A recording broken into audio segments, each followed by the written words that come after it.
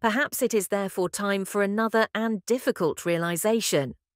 According to Children's Welfare, 94% of Danish children in 7th grade have had a profile on a social media site before they turned 13.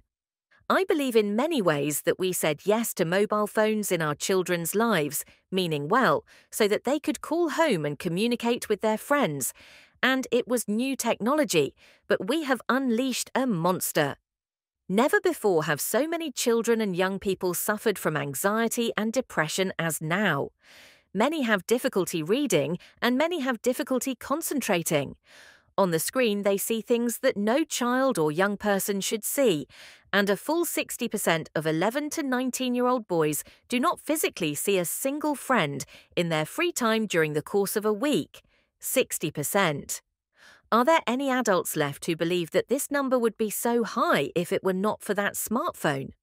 The mobile phone and social media are stealing our children's childhood, and the government will therefore propose that we ban more social media for children and young people under the age of 15, with the option for parents to give permission from the age of 13.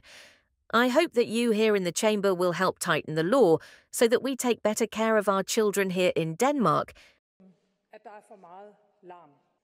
Det højstemt? Ja, måske. Men det først og fremmest praktisk. Fordi du aldrig bliver for gammel til at have det godt.